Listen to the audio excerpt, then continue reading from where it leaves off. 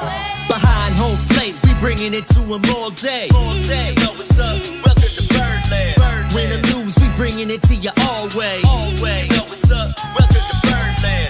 Orange or black, we rebuild the pack. No matter where we at, you know we coming back. Section 336, we on this, so tune in. You know what's up? Welcome to Birdland. Yeah, welcome to Birdland. You know what's up? Welcome to Birdland. Now, here come the boys from Section 336. Ladies and gentlemen, boys and girls, Baltimore sports fans of all ages, welcome to Section 336, Next Generation of Baltimore Sports Talk. I am your endearingly stuttering host, Matt Soroka. As always, I'm joined by the button lover, Josh Soroka. Hey, Matt. How about we just do the show we were supposed to do last week when the Orioles had only lost 6 in a row? Oh, my goodness. Hey. So, you're getting interrupted as soon as the show starts. I'm sorry. I'm at my parents' house. And I came in here. I should have said hi to people. I just walked in and set up my laptop and started doing the podcast. Wait, really? You didn't tell people you were doing the podcast there? Well, I told them tonight I was coming over to do the podcast, but then I just walked in and started doing it without greeting people. Yeah, that's a little weird. Podcast. Hi, Dad. So I just said hi to Dad. I'm doing the podcast, Dad. Well, that's a good setup because it's a good way to show that we missed last week. And we did miss last week. We rarely miss 336. I think this is like our second or third missing ever. Yeah, and I'm itching, Josh, to get an update on your situation. Well, what situation? This year is my year of situations. The hits keep on coming, huh? I know. I'm looking forward to 2023 because 2021's no fun. Well, I'm recording from my parents' dining room table, so not much better for me over here either. Yeah, but that's still better than last time I was there. I was doing a Zoom conference call from my parents' dining room table. Fair enough. All right. So last week you were all prepared to go. I had to cancel it because I woke up in excruciating pain. I bumped it to Tuesday. I woke up in pain on Tuesday and had to go to the emergency room and found out I had kidney stones. Yeah, that's the update I was looking for. Yeah, I assume that's the one you wanted to talk about since the other thing's not public yet. Right. So horrible pain with kidney stones every day until yesterday. Last night, I finally passed the kidney stones. So we're talking 5 days of just horrible pain. It's been horrible. I've never experienced that. All I know of kidney stones is what I've seen in Seinfeld when Kramer got a kidney stone, which he yelled pretty loud, so it sounds pretty painful. I'm sure the passing is very painful as well, right? Oh, yeah. I mean, it's the most pain I think I've ever been in. Hold on, I'm going to see if I can turn on some echo canceling to help. Does that sound a little better? Yeah, okay. Worst pain I've ever been in. Thankfully, Mandy was able to take me to the emergency room, and they gave me an IV with morphine right away before they started doing scans on me and stuff. I've never been to the emergency room either. I've never been in a hospital for myself. Yeah. So they also came out with a little credit card machine for me to pay for that visit to the hospital, which was nice. They get you while you're on the morphine. Oh, really? I thought they send a bill to your house. No, they come and say, hey, we're going to bill your insurance, but your copay is $350. Oh, yikes. And here's a credit card. Okay. Yeah, what are you going to do at that point? Exactly. It's like think of any number out there. Yeah. Yep. Josh, you think the analogy is appropriate that the last 2 weeks of Orioles baseball has kind of been like all Oriole fans passing a kidney stone for the past 2 weeks? Is that appropriate comparison? No. Kidney stone was worse. Kidney stone was worse. These 2 weeks have been pretty bad. Kidney stone's the most painful thing I've dealt with this year. Yeah. So it was no fun. So what is this? So I got the morphine. Then they sent me home the same day with a bunch of drugs, hydrocodone and something else, ibuprofen, and then some other thing. The good stuff. And I just basically would take the painkillers, fall asleep. I watched a lot of TV. So when we get to ball 4, I've got TV recommendations. Oh, crap. I got nothing. Okay. And I didn't watch a whole lot of the Orioles until maybe yesterday or Friday. Well, you haven't been missing much. Well, I was in so much pain that watching the Orioles was just making it more painful. Yeah, it's just depressing. Yeah. I just couldn't deal with both. I should have probably turned on the Bay Sox feed instead. But it was they're playing good baseball. Yeah. So but thankfully it passed yesterday, and things have gotten a lot less painful since then. Now, I will say I did baseball, but for you, good. Right, yeah. I did say I tried to suck it up and be a man, and I texted you on Wednesday because I was like, all right, well I've been in bed all Tuesday, all Wednesday. I'm getting out. I had softball playoffs on Wednesday, so I took some painkillers and went to the softball game, and I came home from that game feeling great. I said, oh, I think I'm done with this. Yeah. And then Thursday was miserable. Yeah. And then I did the same thing on Friday, took painkillers and said, I'm going to work. I got to get out of bed. Right. And then Saturday was horrible. Yeah. So thankfully it passed Sunday night and I can move on. That's wild. All right. Yeah. So you can move on for now. Hopefully you don't get another one. Yeah, I know. That's the thing that sucks is no clue where it came from. Yep. So you're like a ticking time bomb now. Right. Yeah. Yep. But yeah, hopefully that never happens to you or any of our listeners because it was horrible. Yeah. I mean, you could commiserate. It's too bad Zany Bertrodi is on our anymore because he's had some experiences with that. But I feel like he always enjoys them. Yeah, he talked a little bit. Well, he enjoys the passing of them. He feels like that is a very pleasant experience. But the experience itself of having it is miserable. Right, because I think they don't encourage you, but I think many people mix alcohol and the painkillers, and that gets them through passing it. But here's another interesting thing. Everyone I was telling down here, whether it was work or softball teammates and stuff, they all said the same thing. Do you have passes to Disney World? And I'd be like, no, why? And they're like, well, because you need to go on Big Thunder Mountain. I'm like, what are you talking about?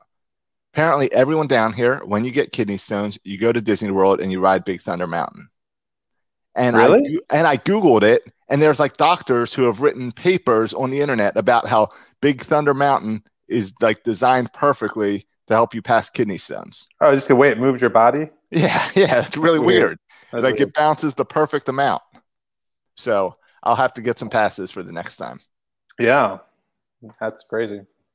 So, but yeah, I mean, before kidney stones, I was great. I was ready to come on the show and tell you I took the girls to Universal Studios last weekend. Oh yeah, and had a good time there. For their first time. So lots of cool things besides the kidney stones. Yeah, I mean, we personal front. We just put our house on the market, and we got multiple offers, and we're set to sell it tomorrow. Okay, you're accepting an offer tomorrow? Yeah, we put a deadline because we got multiple offers. So we put a deadline Tuesday. Give us your best offer, and then we're going to take one of them and be done with it. That's awesome. When did it go up? Monday, Tuesday? Wednesday. All right, so less than a week. 6 days. All right. We got our first offer on Thursday, then I think another offer on Friday, and then this weekend another offer. So yeah, they've been coming in. Yeah, remember it took me 6 months to sell my house in Arnold. I'm a little jealous. It took us less than 24 hours. It's a different market. Yeah, I know. Totally different market. You had an offer in 24 hours. That's amazing.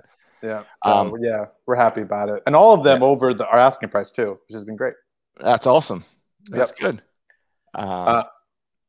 Yeah. What else is going on? Well, I mean, we could probably after missing a week, we could probably cover an hour without touching the Orioles if we needed to. Yeah, but let's talk about the Orioles though, because they've been consuming more and more of my time as far as not watching the game.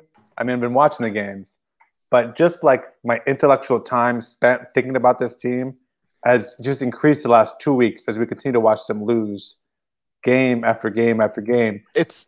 It's almost harder to lose 14 straight games than to win 14 games straight. Oh my gosh, Josh! Yeah, we're talking. I think it's got to be harder. The 14-game streak. We're talking historic, right? Yeah. This is our second longest. It's the second longest losing streak this franchise has ever had since '88, right? 1988 team. Yep, I remember that team. 0-21. That's the only time. That it's been longer than this. We tied 14-game ties the very first year in our franchise, 1954. At least the first year of the franchise in Baltimore, where we lost 14 games. This ties it right? So only one other time in the history of the Orioles, and we've had some bad teams. Only one other time in the history of the Orioles have we had lost more than 14 games. So this is, you're right. It's almost impressive that we've lost 14 games in a row. Right. We always talk about those miserable 14 years. We never saw anything like this. Yeah. And so it begs the question, right? You ask bigger questions. Is the Mike Elias rebuild working? Is this the low point? Right. Do we have to reevaluate our 2023 World Series? Like, it just raises a lot of questions. Can I tell you the people that irritate me? I have two sets of people who irritate me that I want to talk about. But I might too. A similar group, but I got two groups. All right. I'm going to go with the one group of the first group of people that irritate me are the guys, we're in a rebuild. We're not supposed to be good. Anyone who expected you to win games, what have you been watching? This is what it's supposed to be. That was a group I hate too. Yeah. All right, good. So we're both on the same page there. Josh, why do you hate that group? Because they're condescending. Yeah. Because you're not supposed to lose 14 straight games in a rebuild. You're not supposed to play this bad when you have Trey Mancini, Austin Hayes, Cedric Mullins, and John Means, who are all pretty much locks of your rebuild team. So you've got four guys that are supposed to be part of this future team, and you can't win one game in 2 weeks. Yeah. So yeah, that's why that group irritates me. Yeah, and you're right. It's condescending in the sense that it dismisses the Oriole fans' kind of emotions at each game and how we root for the team at each game, and like their attitude is we should lose 162 games, right? And it's a similar group of people who, and I think this is a dumb take, who say like this is all good because we could get the number one pick. Right. Now, listen, I would be happy to have the number one pick, but understand what that means. We are in year 3 of the Mike Elias rebuild, right? Yeah. You can argue the rebuild has been 5 years, but 3 with Mike Elias. Yeah. Now, I also don't, while you're going with that, I'll just keep putting out groups that irritate me. The other group that irritates me is that this is year 2 because they try to act like last year wasn't a year. Yeah. When it's like a lot of stuff happens outside of the 162 games. Yeah. And just finishing off, people irritate me. And this is what happens, right? When the Orioles lose 14 games, pretty much every Oriole fan that I know on Twitter or in person falls into one of these categories. And I just hate them all now because I hate the Orioles and I hate what's happening. And I'm just so mad at everybody. But I think I'm more upset at Oriole fans than the Orioles right now. But that is, you're only upset about them because you're annoyed with the Orioles losing. And then you take out that anger on fans, which is fine. I do it too. But I also hate the fans who are like extremely upset and like want to fire manager Hyde and like criticize. That's my list too. Yes. Like guys, like why like manager Hyde at the end of the game has to choose from like Travis Lakins Jr. or Sean Armstrong. He's got to choose. Someone has to catch, right? And Zeverino or Francisco. Right. Like someone has to do these things. Someone has to play third base. And he has to pull Paul Fry after one inning because he used Paul Fry last night. He can't pitch literally every single game. Right. Yeah, you can't pitch Paul Fry. And so I think this reaction that you expect the Orioles to be good, and listen, we expected them to be competitive, like not lose 100 games. That's where my expectations were. But this expectation that we should be, up there competing with the AL East or whatever is a silly notion as well. So that really covers all fans, right? Because fans with too high expectations and fans with no expectations. Right. Then you got the fans. Then you got to also throw out the fans there that say it's Peter Angelos' fault, and his team will never win until Peter Angelos is gone. Oh yeah, and there's always those guys. Right. Yeah. And there was a big article about Peter Angelos a couple of weeks ago. I had ready for last week's show to discuss, but now it's old news. But those fans are always around. When we last did the show 2 weeks ago, the Orioles were 17-23. That's kind of what I expected them to be, a little below 500. What I can't figure out is the catalyst of this 14-game losing streak. Oh, well, good, because I want to name some names. I want to name some names. The Orioles, since John Means is no-hitter, have lost 21 games out of 25 or 20 out of 23 chances. They've won 2 games of the last 21 chances since the John Means no-hitter. That's insane. Also, the 14-game losing streak is insane. So I do want to name some names though. Yeah. Because the Orioles are bad. This is rebuilding. We didn't say they would make the playoffs. No one thought they'd make the playoffs. I was optimistic, thinking that they would be in the 70-plus win category. And you were as well. Yeah, sure. But we're not. And I think our roster is good enough, but we're not. All right. So well, let's name names. Let's go back and forth with names. All right. I got guys that are frustrating me too. Let's start with the offense. Oh, okay. Good. I'll go first. Maikel Franco. Yeah. All right. He sucks. Right? I mean, here's a guy, if you look at, I don't know how much you pay attention to things like WAR, but offensive WAR, because they break it down by like offensive defense in Fangraphs, offensive WAR, negative 8.7. That's the worst on the team. If you look at all the nerd stats, the wins, the weighted runs created plus 66, right? 100 as average. He's 66. His defense actually, I think, has been okay, but he's had very little power, only 5 home runs, batting average of 200. Maikel Franco, who was supposed to be brought in for his bat, right? Like we got rid of, we made room for him. We got rid of Ruiz, right? Who wasn't doing anything either, but because we thought Maikel Franco would be an offensive upgrade at third base, and he's been terrible. All right. Yeah, totally. My guy is Pedro Severino. Yep. A guy who's supposed to bring some power to this lineup, who has 1 home run this year, only has, what is it? Where's it at? I don't see his hits in front of me. He's gotten 5 hits in the last 23 at-bats. So no good there. And he can't play defense. He can't block the ball. He's letting too many balls get past him. And even Jim Palmer was getting upset with him in the game yesterday, saying he doesn't put up a target for the pitcher. It seems like the most basic common sense. You hold your glove up for where you want the guy to throw the ball. And Pedro Severino's not doing it.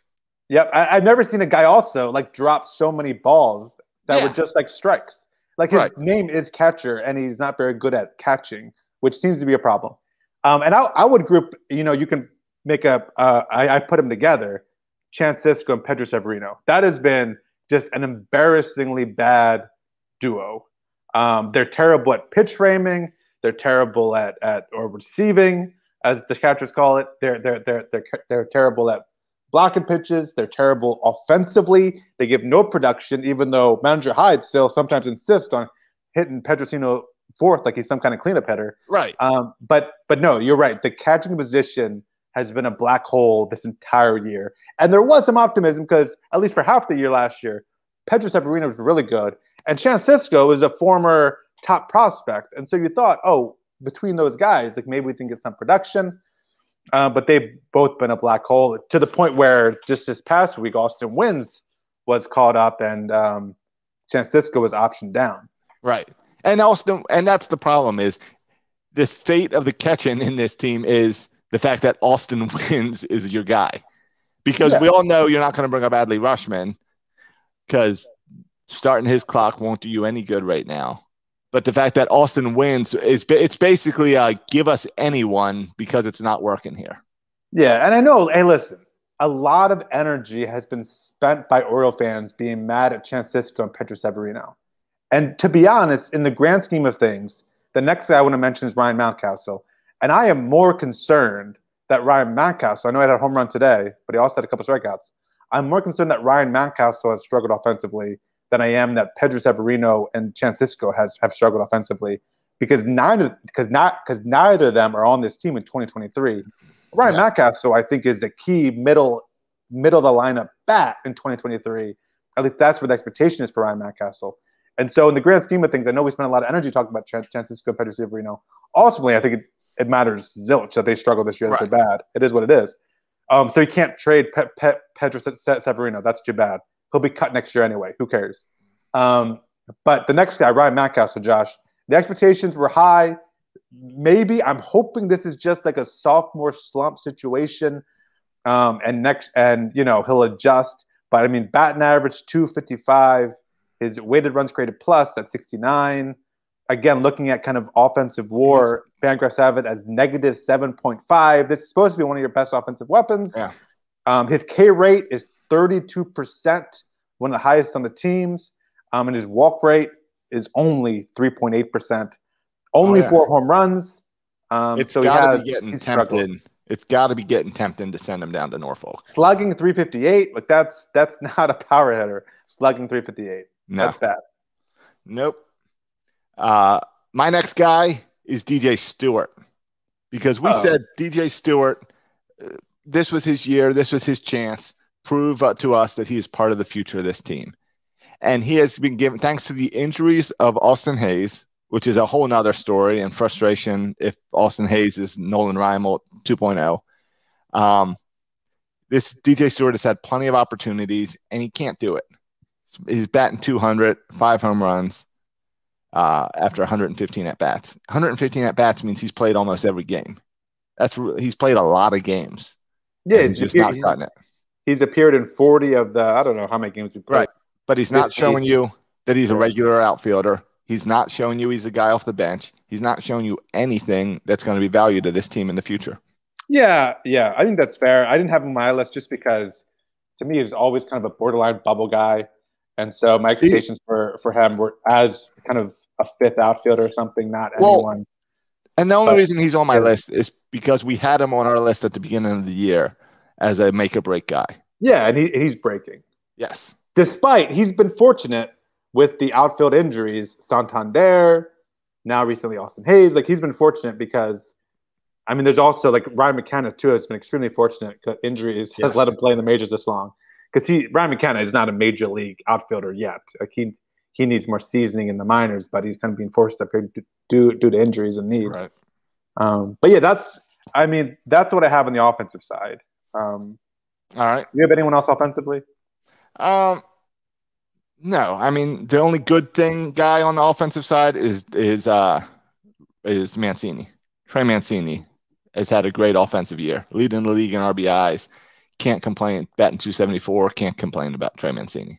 Oh yeah, I think he's not the only. I mean, Cedric Mullins. Cedric Mullins is also. Freddie Galvis, I think, has exceeded my expectations offensively.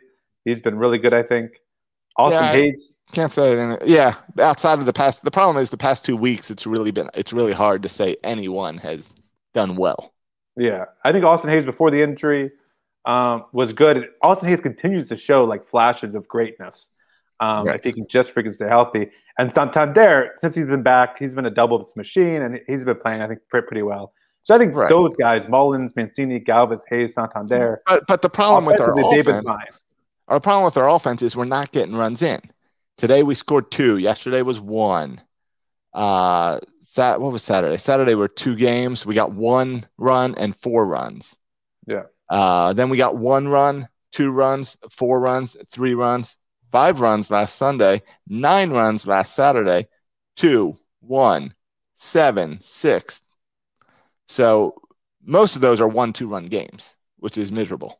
Oh, sure. Well, the guys, I mean, I only mentioned we have 5 guys who are contributing offensively in a positive way. Right. And one of those guys, Austin Hayes, is injured. Trey Mancini, I think, missed a couple games in there. Yep. And so that leaves us, 3 guys left who are offensive contributing. Yes. And you have a lineup of 9 guys. And so you can't win many games. We need 3 guys producing out of 9. We need to cram those 3 guys to slots 1, 2, and 3. So at least maybe they can knock each other in. Yeah, and to the fans who say like it doesn't matter, I would agree with you in like Chance Sisco and Pedro Severino, it doesn't matter. But like these other guys struggling matters, right? Like yes. If you end up losing 110 games, right? I think we're on the pace now to lose 110 games. I think we're about that pace, 110 games. And if we do that, if we lose 110 games, it means that players on your team are struggling. Like Ryan Mountcastle, it's not like our team is full of veterans who don't care how they play. We have some young players on this team who aren't performing. It means Austin Hayes can't stay healthy. It means Ryan Mountcastle is having a terrible year. It means you can't trade Franco or Severino. Right. Like there are consequences from being the worst team in baseball.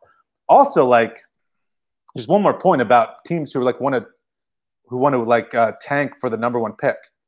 Like having one great player, like with that number 1 pick, doesn't guarantee you're good, right? If we call up Adley Rutschman we don't immediately become like a playoff team.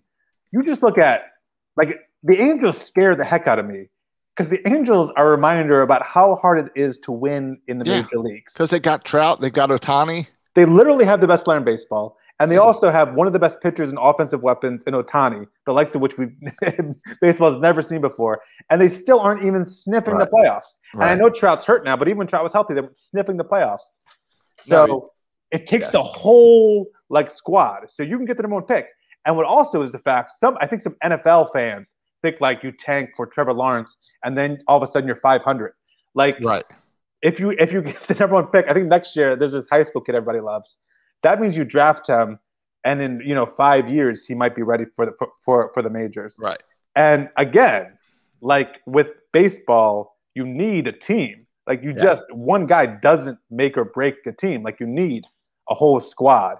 And if you're playing poorly, it means all the guys in the majors, or a lot of them, are not playing as well as you would hope. And that's a bad thing because you're not going to just click a switch and call up all of Aberdeen to the Orioles and all of a sudden you're a competitive team. No, like it has to go in stages. You almost never see a team. Like when do you see a team go from 100 losses to 100 wins over a season? You never see it. No. Right? Because it takes years to do this. And the goal is to incrementally improve. And that's what I thought last year. We had a winning percentage of 400. We went 20, as small sample size, 25 and 35, but we had a winning percentage of 400, right? And you look at the winning percentages, Josh. In 2018, sorry for going to this rant. In 2018, the year before Michael Elias got here, we had a winning percentage of 290.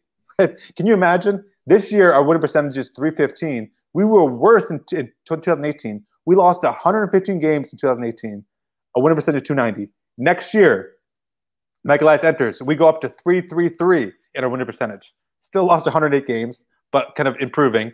Then next year, 2020, winning percentage of 400, 25 and 35, winning percentage of 400. That's why I thought this year, if we could reach that 400 winning percentage again, like we could continue kind of to build and maybe even like creep above the 400 winning percentage, it would be kind of a step in the right direction. But this year so far, our winning percentage is 315.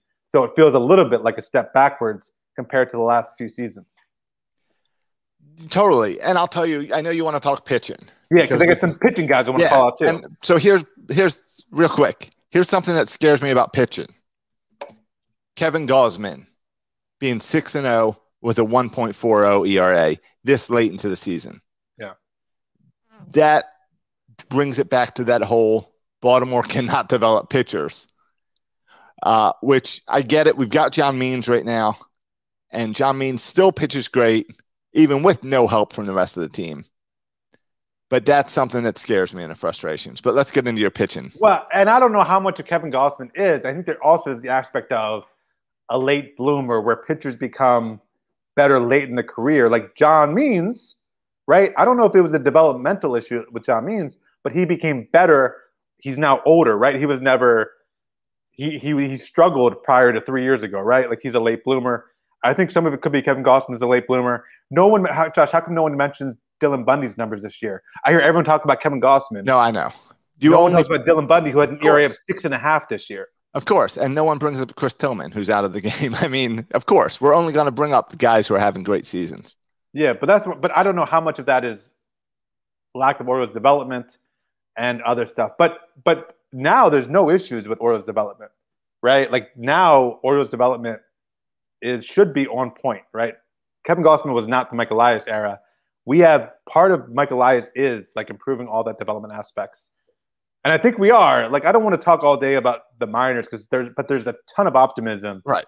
In Double A and the Single A teams. Ton of optimism. This just isn't the week for that. Yeah. We'll talk about that later. Right. But I'm too mad about losing 14 straight games to talk about Jordan Westbrook's promotion, which is pretty cool. But no. So let's talk about pitchers, Josh. Okay. Where do you want to go? Can I just make a general comment first about starters? Oh, all right. I thought you were going on the opposite end, but okay, starters. Where do you think I was going? I thought you were going to bring up Valdez, bring Mr. Dead Fish up. No, he's not on my list. He's not on your list? Not on my list at all. Okay. No, Josh, the Orioles have John Means, who has one of the best ERAs in all of baseball. As a starter. Can't believe John Means is on your list. He has ERA. He's not on my list. Got here. He has an ERA of 2, right? Yep. Yeah. One of the best pitchers in baseball. Despite having one of the starters with the best ERA in all of baseball, our team starter ERA is dead last in all of baseball. Yes. Isn't that amazing? It's crazy. We have one of the best starters in baseball with one of the lowest ERAs in baseball. Yet as a team, our ERA is 5.44, dead last in all of baseball. And if you look at like batting average against, WHIP, kind of all those stats, dead last. Wins, John Means has 4 wins. Our starters combined have 9. So the other 4 starters outside of John Means, and sometimes 5 when he gets the extra day's rest, have a combined 5 wins. John Means has 4 wins. Right. It's remarkable to me how bad the starters have been. Right. Yeah. That's that. Yeah. Those other 5 wins are divided among 6 people, basically. Yeah. So take your pick, right? Matt Harvey, Matt Harvey started off pretty well, but has been terrible lately. Yes. Jorge Lopez, who had a good start today, but in general, 1 run, 6 innings today. Yeah, the first time he's ever able to pass the 5th inning. Like, congratulations, Jorge Lopez, for passing the freaking 5th inning. Yep. Aiken, not really showing much. There's a whole group. I mean, there's a whole group of like young pitchers that I thought like one of these guys would kind of take the reins. I know Bruce Zimmerman has had a great spring training and kind of good start. His ERA is over 5. Dean Kramer, who had a great year last year, we thought he'd put on this year. His ERA is around 7.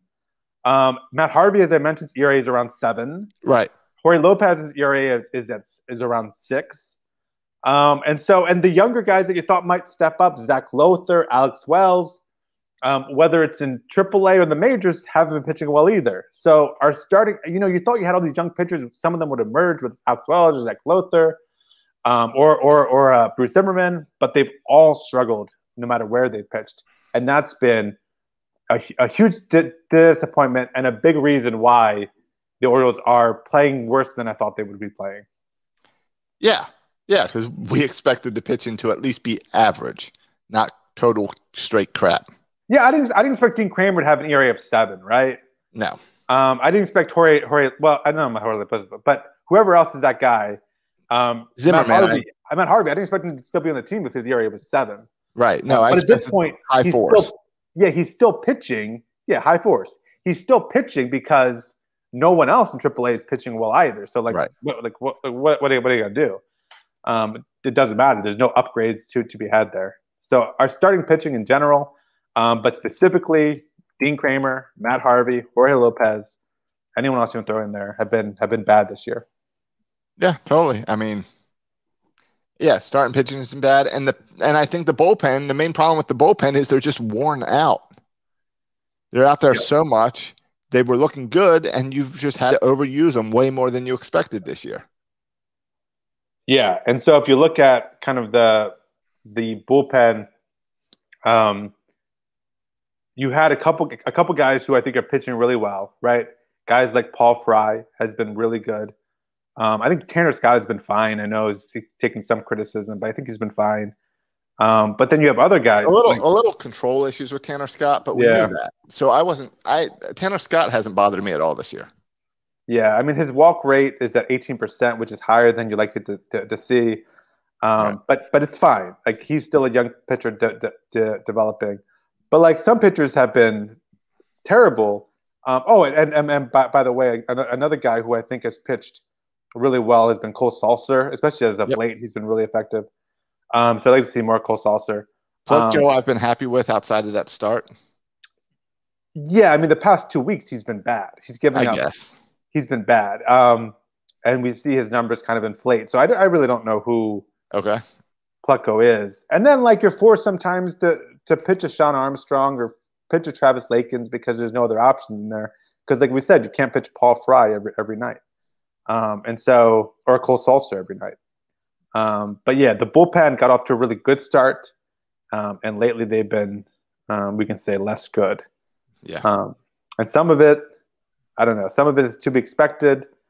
Like my expectations for Sean Armstrong weren't too high, or Travis Lakins. But yeah, the bullpen has, in a whole, has not been good. Now, I saw Hunter Harvey was at Norfolk a couple of days ago. Yeah, that's encouraging. Yeah, and he was throwing the ball hard, so hopefully that means we do get to see him up here maybe in late June. If not I think he'll be up here next week. Oh, really? You think that soon? Yeah, I think he's eligible tomorrow to be reinstated. I don't know. Never mind. All right, yeah. I see right here he's eligible to be active today. Oh, today. It's just up to the Orioles if they want to give him another appearance in the minors. You know what? Richie Martin was placed on the 60-day DL to free up a 40-man roster spot. So, yeah, that's probably for Hunter Harvey. Yeah. So, okay, maybe Harvey can come back this week, and that's at least something we can get excited for. Yeah. Yeah, it's true. And Hunter Harvey, again, is one of those guys, like, when you talk about, I don't care if we lose every game because we get a first-round pick or a number one pick. Well, that also means, like, your players aren't performing. Like, guys like Hunter Harvey are hurt and not playing. Like, that's part of it. Because if Hunter Harvey was playing and playing well, you would win more games, right? So understand that when you say you're okay with losing every game, you're also okay with players either playing poorly or being hurt and not playing at all. So, okay. If you're cool with that, fine. Yeah. Yeah. How long do you think this losing streak is going to go? I mean, when you're in the middle of a 14-game losing streak, gosh, and I know we talked about this via text, like, it feels like you're never going to win again. That's what it feels like, right? Right. You feel like, especially with Jorge Lopez had a good start today. I mean, I got a feeling like our offense is going to be better. Our offense can't continue to be this bad, but it's not like help's coming, right? There's no savior on the horizon. Rutschman isn't being caught up. Kyle Bradish has been pitching really well. Kind of get the call up at AAA. We can maybe later, if we have time, we can talk about some call ups from AA to AAA and single A to AA. But there's no answer. Right. There's no I guess Austin Hayes coming back and Hunter Harvey coming back. Like, if you get healthy, that might help. But at the same time, this is kind of who we are. Right. And the thing is, the Twins are not a good team. So we took them to extras today. Yeah. So, yeah, we could win tomorrow or Wednesday against the Twins. But then there's a good chance we then lose 14 in a row again. Like, this could happen twice this year, the way this team's playing. Yeah, because when you only have, like we said, one starter who's pitching well, and when you have 6 guys offensively who are not playing well, right? Like, it's hard to win games with that combination. Yeah. So, who knows? Next Orioles off day is Thursday. That'll be their first scheduled off day since the day before the losing streak broke. So that could be kind of cool if they can lose from off day to off day. Yeah, that'd be very cool. Hey, I'm trying to do something out of it. No, like, if you want to talk about good, and there are there's good things happening in the minors. There are, it's undeniable. Our minor league teams are especially below AAA are dominating. Rutschman crushed it yesterday in a doubleheader in Bowie, going 5 for 6 with 2 3-run home runs. Yeah, I think it was 6 for 7 with a walk and 2 3-run dongs. Yeah. It's ridiculous. Yeah, that's exciting. Yeah, and if you look at the stats on Adley Rutschman, he's at the top of the league as far as on base percentage, as far as kind of OPS, as far as WAR, as far as not WAR. I don't know if they keep the WAR stat in minor leagues, but in most offensive category stats, he's top 10 in all of AA. Right. And so that's a good sign. I saw Mike Elias said the other day that normally, he kind of would like to develop players slowly, but this past week we saw, just in the past week we saw Jordan Westberg promoted, who was playing really well at low single A. Mm-hmm. We saw Kyle Bradish. Boys and girls, if you don't know the name Kyle Bradish, I know we talk a lot about Oriole pitching prospects, Grayson Rodriguez and DL Hall. If you don't know Kyle Bradish, you need to know him. He's a guy who Matt Blood said in the offseason, that Kyle Bradish is right below Grayson Rodriguez and DL Hall, right? And he's our 12th ranked prospect. But if you were redoing it, I bet now he's our 6th ranked prospect. Okay. He was unhittable at Bowie. And then about a week ago, they called him up to AAA. He's pitched 2 games at AAA, pitched really well his last start at AAA. So Kyle Bradish is the closest starting pitcher that I think could be a real impact pitcher. I don't think we'll see him this year. You think he's closer than Grayson Rodriguez? I guess Grayson Rodriguez got promoted this week to Bowie. So clearly this guy's older. Yeah, and Kyle Bradish Grayson killed it when he got promoted. 9 strikeouts in the game. He did. Grayson Rodriguez was so dominant in single A. And there was a quote by Mike Elias that said that normally he likes to develop players slowly, but because of last year, they had a whole year off, right? And so you had no data to go with for that whole last year. And so this year he says, here's this quote. I just pulled up this quote. He said, here's Mike Elias. Mike Elias said, normally a month of minor league play you take with a grain of salt. But this is the real data that we've gotten on some of these guys. But this is the first real data that we've gotten on some of these guys in well over a year. And we've got to react to it probably a little more aggressive than we would otherwise. And that's why you've seen the promotion of Grayson Rodriguez, Jordan Westbrook, Kyle Bradish, J.D. Mundy, Johnny Reiser, Blaine Knight, Joey Ortiz. Yes. All these guys are prospects.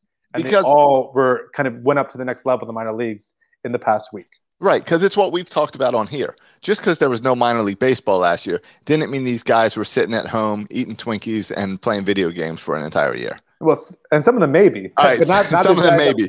Yeah. But the top guys who really this is going to be a career for them and they're going to make it in the majors, they were working out every day still. They were doing their own workouts. They were preparing for this as if they had a season last year.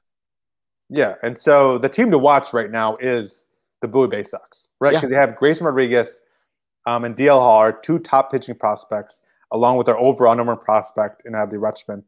And what you're also seeing, Josh, and this is why I think it's so important that single A, Norfolk hasn't played that well, but the lower levels have played well.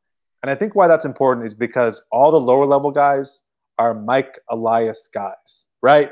You don't see very many Mike Elias guys in AAA because he's only been here, right? Because he didn't have a minor league season last year. And Mike Elias just got here in 2019, right? And then he got in 2000. So he drafted for 2019, no 2020 minor league season, and now it's this minor league season. And so a lot of these players have only played either nothing or a year of minor league baseball, right? And so all the guys you see in Aberdeen and Delmarva and Bowie are Mike Elias guys. And so you see Mike Elias guys playing really well. And so I think that's super encouraging. It's just how long will it take these guys to get up to the majors, and how much of it, which each level will they continue to perform at a high level, and which prospects will take steps back. So not all of them will be studs in the majors. So how many guys will continue to play well as they go through these minor league stages, and how fast will they get there? That's the questions we're asking ourselves. Do you know much about this Joseph Ortiz guy that just got promoted up to Bowie in the past week? I know he goes by Joey Ortiz. I know he's our 30th ranked prospect. Okay. Yeah, I mean, he's a second baseman, which seems like a hole we have. And I know we drafted him in 2019, but he was crushing it in Aberdeen and kind of forced his way off that team to be moved to Bowie. Yeah. I mean, if you look at, I know like middle infield has been just the whole infield has been a problem with the Orioles. Yes. If you look at what's happening in Delmarva, they have one of the most amazing infields you'll ever see with Gunnar Henderson, Love me, Gunnar. Anthony Servideo, who just like, if you want to have some fun, fans, just look at the walk numbers on Anthony Servideo. It's like mind-boggling how many times this guy walks. And then the guy who was just promoted, Jordan Westbrook, who was playing better than anybody. He was taken at the end of the first round in last year's draft. Jordan Westbrook with the Orioles' overall second pick after the guy who can't see the field, Hurston Kerstedt. But Jordan Westbrook seems to be he was way too good for single A. So, I mean, I think we're really high on him. So there are some good middle infielders in the lower levels. That shortstop over in Bowie is pretty good too. Caden Grenier. Oh, he's been hot lately. He's been having a great season. Yeah, he was an old teammate from Morgan State of Adley Rutschman. Yes. And he's been playing well lately. And I think if you were to rank shortstops in the organization, I think he would rank like the 5th or 6th best shortstop in the organization. So I think we have a lot of good middle infield prospects on the way. But again, are they going to be here by 2023? I think I'm not sure. Yeah, I mean, and that's and the question is, how that development works for it all to line up for 2023, like we've been hoping.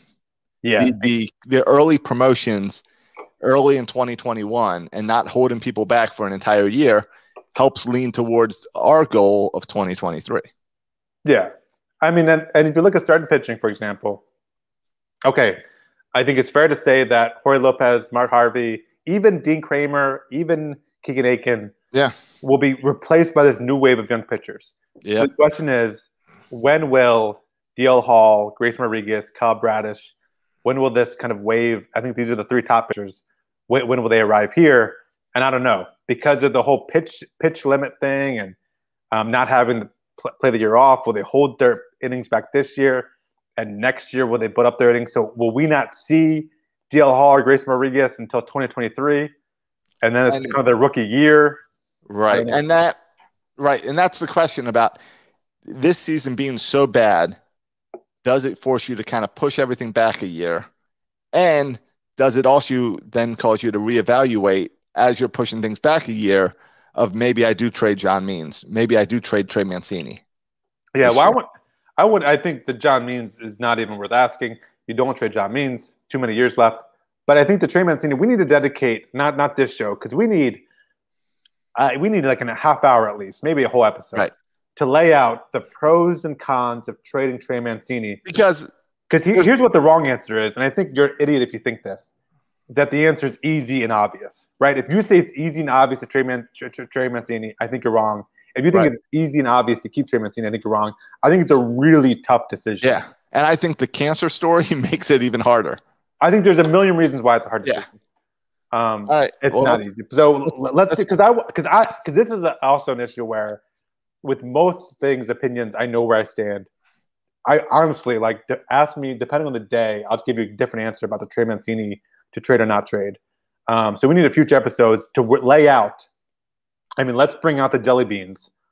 Jelly bean, put a jelly bean for 4, a jelly bean against, and let's see where the scales kind of weigh on if we should trade or not trade Trey Mancini. All right, if we can't get to that next week, that might have to be like we squeeze a bonus short episode in where we just discuss Trey Mancini. Yeah. And weigh him out.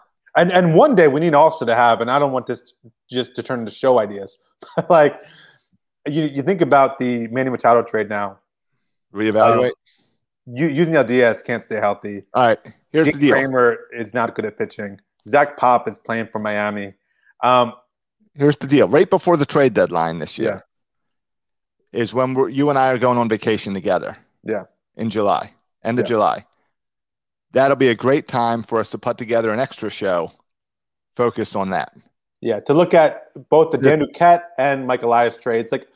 All the trades starting kind of with Manny Machado, where we kind of blew up the team, looking kind of at all those trades. What has worked, what has not worked.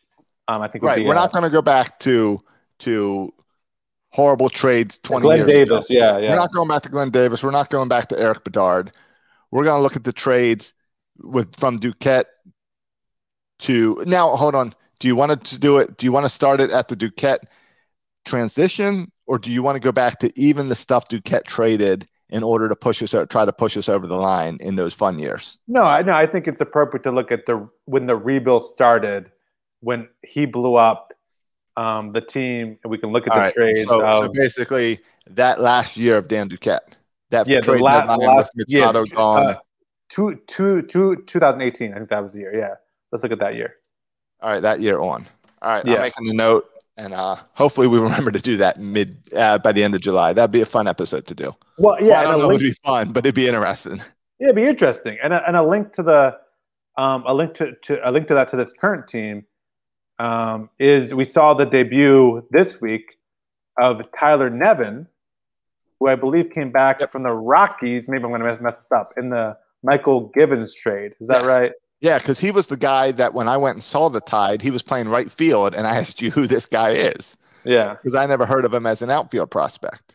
Yeah, and he was more, I think he's listed as a first baseman, third baseman thing. But and he was up here, I think, it was good to see him make his debut, but I think he also was up here as much as anything because of injuries and not having any of the bodies. Yeah. But it's still good to see him make his debut. And this was I think we'll see more and more of the Mike Elias guys make their appearance in the majors, and he's one of them. Yeah, I mean, that's how it goes. I was kind of surprised. It seemed like a perfect opportunity to bring up Ryan Ripken, who's been playing pretty good down in Norfolk. But I think they're probably saving that for a homestand. Sell a few extra tickets.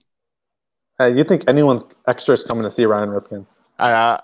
It was fun to see Ryan Ripken in person. So, yeah, I'll say yes. Just because we all remember the little kid on 21-31. Yeah. I mean, and on the one hand, like, he's not playing that well. But yes. I mean, he's not a top prospect. But if you're bringing up Stevie Wilkerson and Austin Wynn. Kyle Nevins. Okay, fine. McKenna. All right. Plus, here's the other reason you bring him up for a homestand. His dad will come to the game. And you want anything you do to affiliate his dad with the Orioles. They want to do anything. Well, just for that moment of showing him on the Jumbotron, that Sports Center moment of Ryan Ripken taking his first at bat with Cal there. I think Sports Center's still on TV. But the Twitter moment, Snapchat moment, or what's the thing called? TikTok. Yeah. Just to put that moment on TikTok, that's all that's about. Well, I mean, I think Cal Ripken would be an upgrade at third base right now, even at the age of 50 or whatever he is, 60. At this point, Jim Palmer might want to start trying that comeback again. Oh, I know it didn't work in the 90s for you, but it was watching crap like the 88 Orioles that motivated you, or I'm sure you were motivated yesterday as well. Yeah, it's just been really bad. Been really bad, and I know help's on the way, but no help's on the way this year. So, yeah, it's just – and you look at, again, that win percentage right now, we're on pace for 110 losses, a win percentage of .315, and that feels like 110 losses feels like we're not making steps in the right direction. Like that, if that's true, if we continue playing this poorly, it's going to make me reevaluate 2023 as not our World Series year, but I guess our first competitive year. That's how I'm just depressed about the results, because the result, it does, like, you're not going to go, like I said before, from a 110 loss team to a 90-win team overnight. Right. So it's depressing because, and now maybe the second half, Ryan McAllister will play better. You'll get someone else at third. You'll promote someone we'll find some starting pitchers from AAA or AA, and the starting pitcher will get better. But right now, and you talk about the trade deadline. We talked about Trey Mancini. Like, who else are you going to trade? Paul Fry, maybe.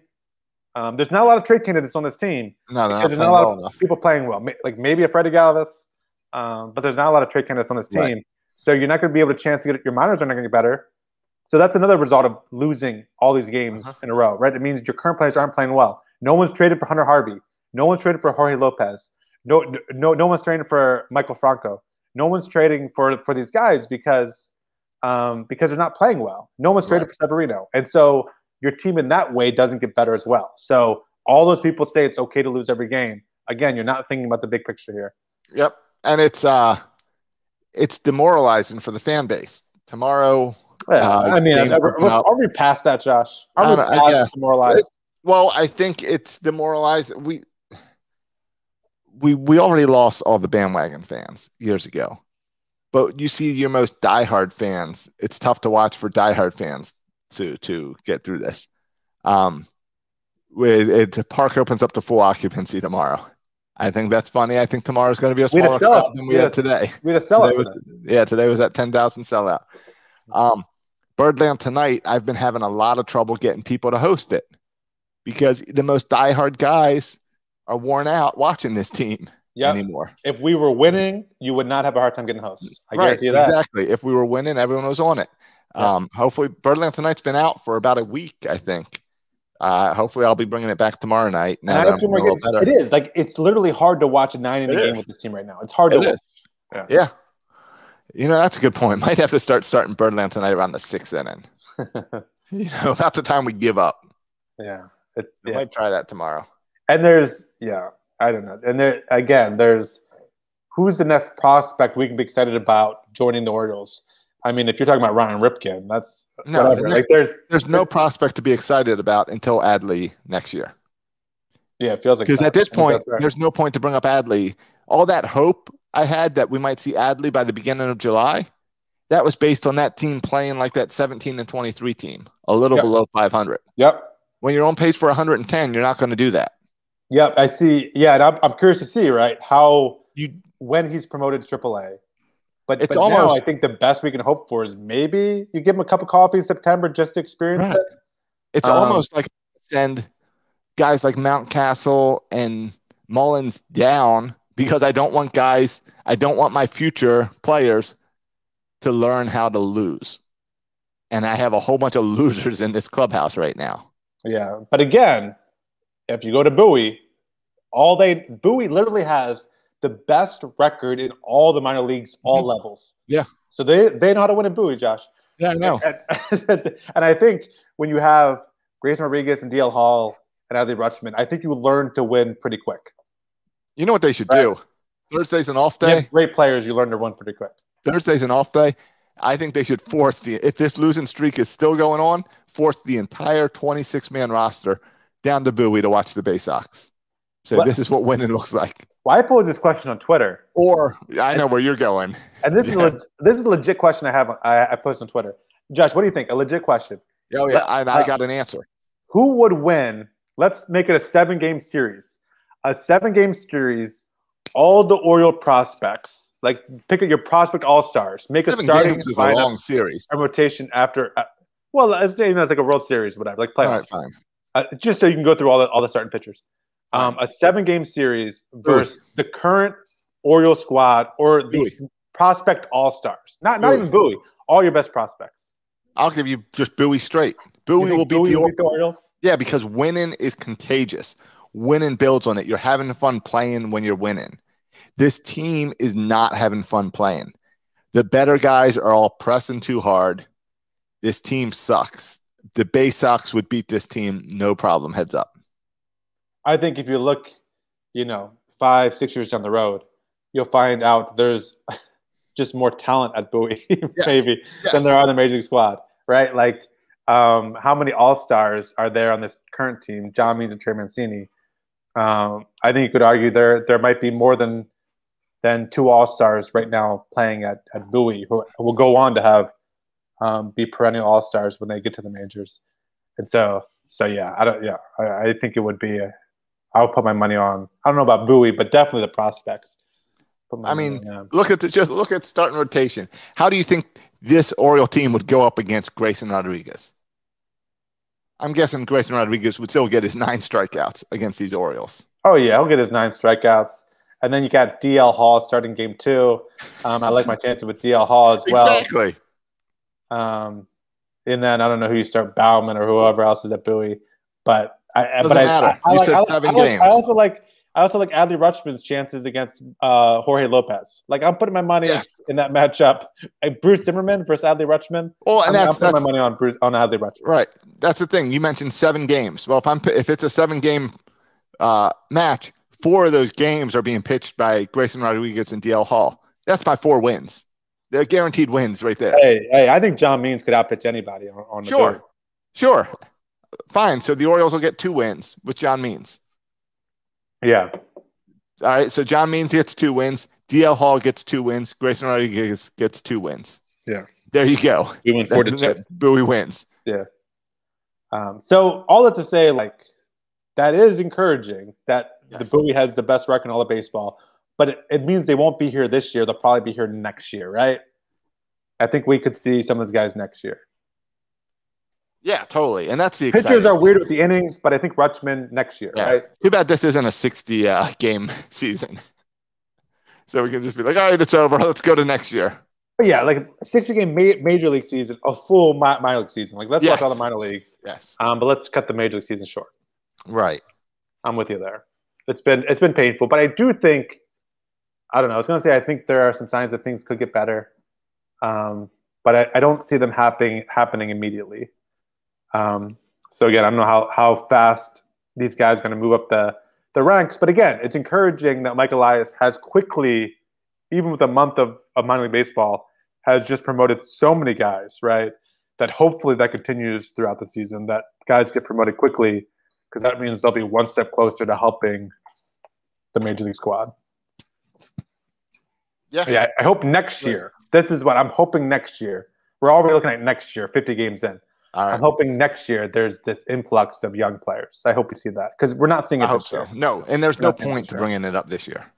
So they're too far away. They're not ready, right? They're not ready. And the guys you thought might be ready, like using Diaz, he's been hurt. Yeah. Jahmai Jones, he's been hurt. Richie Martin, as you mentioned, just won the 60-day. Yeah, 60-day. So it's been unfortunate. The injuries has also been unfortunate, especially at the AAA level. Yep. Okay. I'm sorry. We talked so much. Do we have time for ball 4? We can do a little ball 4. Okay. I really don't have anything, so you can go first. All right. Well, like I said, with the kidney stones, I watched a bunch of TV this week. First one up, I watched a movie I've been checking out all the different streaming programs, and I watched a movie on, I think it was on Hulu, called Boss Level. Okay. With Mel Gibson in it. And it's basically just your typical action movie with a guy that's got to go around and kill a bunch of guys. But he's in like a video game setting where every time he dies, his day restarts. So he's got to kill everyone and get to the end. Okay. So it was pretty good. I enjoyed that. Now, grant this, all my recommendations for today, I have been on heavy painkillers when watching these shows. Yeah, you're high. Okay. But enough. I enjoyed that one. That sounds like a good show to watch when you're in drugs. Yeah, it was good. I'll do 2 job-related ball 4s real quick since I've been applying to a ton of jobs. Okay. This is not recommendations. These are things not to do if you're looking for an employer or an employee, a potential employee. You know what I hate? You know what's the worst, Josh? When you apply for a job, they have you submit your CV, your resume, and then after you submit your resume, they make you go online and fill out a form where you have to fill out each box for your prior job experience, teaching experience. When all that information's in the CV and the resume, I just spend an hour filling out this stupid form where all the information's right there in the resume. Yeah, my company does that. It's irritating. It's so obnoxious. Yep. So many extra steps. It makes me not even want to apply to the job. And so many jobs are like that. No, my company makes you do that too. Why? And if you fill that out first, then I tell you to send me your resume. Yeah. It's crazy. I don't know why. It's not my rule, but yeah. Lots of businesses do that. That's my fault too. All right. I watched The Hunt for the Skinwalker or something like that. Oh. Over on Amazon Prime. Bringing this up. Language. Yeah. Have you seen this yet, Matt? No. All right. Is that George Knapp? Is he doing that? Yeah, George. This is a movie. George Knapp. Yeah. So this is a movie that George Knapp went and took a bunch of footage in like the 80s and 90s. Yes. And it's all old footage that the old owners of the ranch shut down and wouldn't let him release. And now he's got permission to release it all. Oh. So he's put it all together into a modern documentary. It's all about Skinwalker Ranch and the weird UFO stuff going on there. Yeah. And that's on Amazon Prime, and it's a free movie. Oh, I'm watching. Go check that out. I will check that one out. That's why I squeezed that one in there for you. Yeah, I love George Knapp's voice. I'm all over that. I'll stick with jobs. Here's the other thing I hate. No one, and I've complained on here, I think, about the salary for professors. Yes. No one will tell you though I shout out to Lee McRae, who told me before I interviewed, here's the salary if you still want to continue. No one else tells me. I sat through a job interview the other day, sat through the entire interview, got to the end, they asked if you had any questions. I said, yes. How much do you pay? Right? No one wants to tell you the salary. What, are they going to hire me and then tell me what the salary is? Like, tell me what the freaking salary is. That annoys me too. But I think that's most jobs. I've done lots of job interviews where I don't get the job salary until I get offered the job. Yeah, isn't that kind of dumb though? Like, shouldn't that be part of the process? Yeah, I'll tell you, I haven't searched for a job in a while, but I do remember searching for jobs, and I'd always be irritated that like some jobs would say a range and others would not. At least give me the range so I know whether or not it's worth sending me the resume. Because they assume I'm going to take the job no matter what. Like, right. I'll take it. Well, no, right. The salary matters to me. Yeah. Yeah. And so I had to ask. Now you're applying. And then once they told me the answer, I realized why they didn't tell me. Right. Now you're applying at a bunch of different states. Yeah. From the state of Maryland. Yes. So are you doing the little adjustments for like how far your money goes in that state versus Maryland? Yes. Because like I took a pay decrease to move to Florida, but I have more free cash living in Florida. Yes. And a lot of these little universities are in these little small podunk towns. Oh, so they make sure to tell you that. Yes, and they told me the salary. They said here's the salary, but let's have a conversation about housing and cost of living. I was all right, fine. Yes. Yeah, and that's what happened to me in Florida. And it's true. Yes. I took the decrease, but I have more money in my bank account. Yep. So. Yep. All right. Your ball 4? Well, I did my ball 4. I can throw another one out there. Oh, no. Like I said, I watched a whole lot of TV. I also watched a show called Panic, which is a new show on Amazon Prime. I saw that advertised. Yeah, they've been advertising it like a ton. Yeah. And it was pretty good. I enjoyed it. 10 episodes about like teenagers in a small podunk town. Yeah, I'm not watching that. But I will watch I know. That's why I put in Skinwalker Ranch instead of Panic, because I need you to watch that. I've also been watching Jurassic World Camp Crustacean, which, if you're a Jurassic Park fan, is pretty good. It's a cartoon on the Netflix app. And I've been watching that with Camden together. We've been going through the 3 seasons of that together because it's a kid show, but apparently it's in the whole canon of Jurassic Park. I think that's smart, right? You get kids hooked at a young age into the franchise, whatever it is. I think that's smart to do. And well, you see that all the time where they're taking a franchise that the parents like. Yeah, like Star Wars and stuff. You see that? Yeah. Exactly. Yeah, it's smart. It's just like what the Orioles are doing with the minor leagues, getting you hooked. Right, I wish. And then you'll fall in love with these guys when they get to the majors. Right, the baby birds. Yeah, I know. I'm pumped to take. I haven't been yet. Top of my party list this summer once school ends. Priority number 1. I was going to go Friday, but then it rained all day. They ended up playing anyway. But taking my son to a Blue Bay Sox game, and then Delmarva, and then Aberdeen. We're hitting them all 3. That's awesome. That's goal number 1. Maybe Norfolk. We'll see. I don't really care that much about Norfolk, but the other 3. I already saw Norfolk. Yeah. I don't think I'll see Bowie or Delmarva this year. Yeah, I will. So. All right. Ready to get out of here? Let's go. All right, boys and girls, thanks for listening. Send us a review on iTunes. We appreciate 5 stars. Write a nice note. You can also support the show, section336.com. Support. Yeah, click on that. You can support us, $3.36 a month. Helps out a whole lot. Yep, keep the show running every single week, unless Josh has a kidney stone that week. And then you can also follow us on Facebook and Instagram and Twitter. You can follow me on Twitter at Section336. You can follow Josh on Twitter at Josh Roca. Thanks for listening, boys and girls. And as always, go O's, and go Bay Sox, and go Ironbirds, and go Shorebirds.